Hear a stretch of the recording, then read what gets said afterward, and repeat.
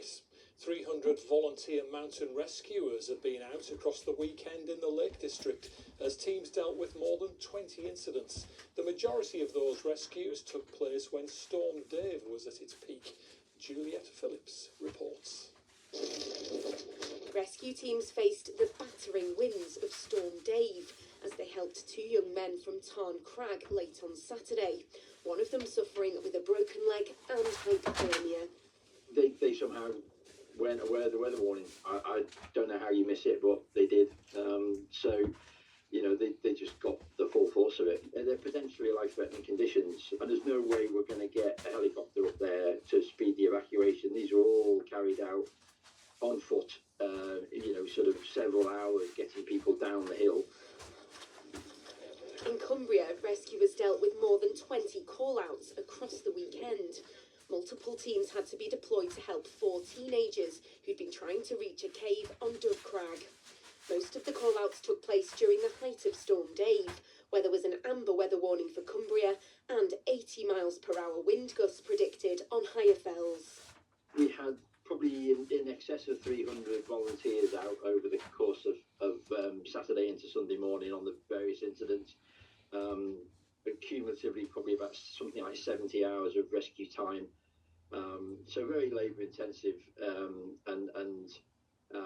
involving multiple teams. I don't think there were many Lake District teams that weren't involved one way or another, either dealing directly with their own incident or supporting another team. If there's a storm forecast or sort of severe weather of any kind, just reconsider your plans. Think about doing something else. Go for a low-level walk to a coffee shop, and save the big hills for better days.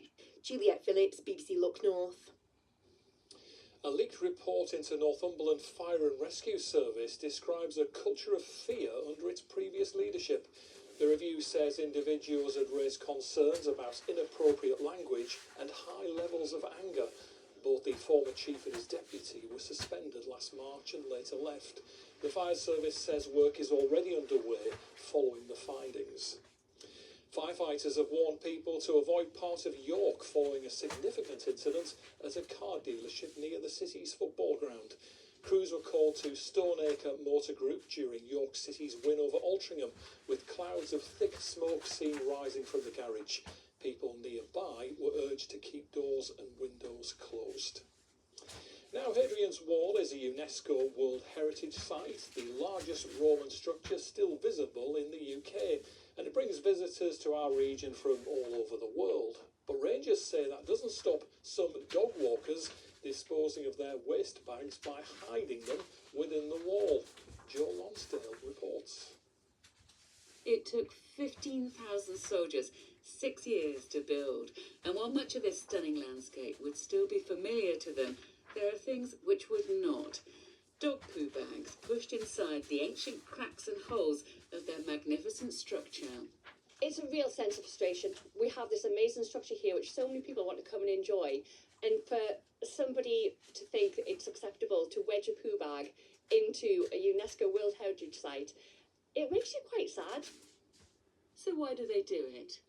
Well, it's a popular trail, but there are not many bins, and certainly none along the wall itself. We're in a national park. The last thing we want is more and more structures along here. It's not difficult for you to carry your poo bag, pop it into your bag, your coat pocket, you can get little pouches to pop it into now, and take it with you until you get to somewhere sensible to dispose of it. Hadrian's Wall is visited by 750,000 people a year, many bringing their pooches with them. But these dog walkers were adamant they would never be among the poo bag hiders. Oh, it's just lazy, isn't it? It winds me up. Nobody likes picking up dog mud, but it's part of having a dog, isn't it? Horrific. Absolutely horrific. There's absolutely no reason why people can't just put it into a bag, take it back home with them. The message from those who look after this 1900-year-old marvel is, we're lucky to have it. Please treat it with the respect it deserves. Jo Lonsdale, BBC Look North. Well, football and Middlesbrough's bid for promotion had another setback as their winless run stretched to 5 games. They took the lead at Swansea with this fierce first-half drive by Alex Bangura, only for the same player to then give away a penalty, which was dispatched by Zan Vipotnik. Well, Borough then conceded a second penalty before half-time, which Vipotnik also scored to leave Borough trailing at the break. But they were then awarded a penalty of their own in the second half, which Tommy Conway put away to make it Swansea 2, Middlesbrough 2, Borough are third in the Championship.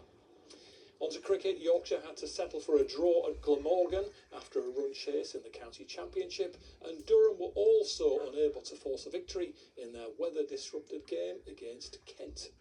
Right, on to the weather forecast now with Paul Hudson.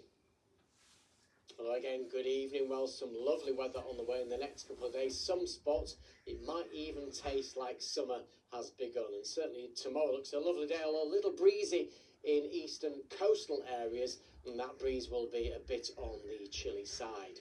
Now, not much cloud to talk about during the overnight period. All parts look set to be dry and largely clear, but where you've got shelter from the breeze, it could be a touch of ground frost tonight.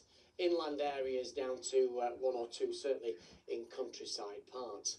Now, tomorrow then, a chilly start, but a glorious day. Quite a breezy one, as I say, especially along the coast.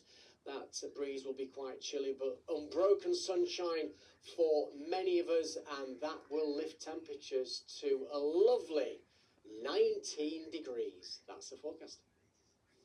Richard Thomas is here with the breakfast bulletins, but from the late team, do have a good night.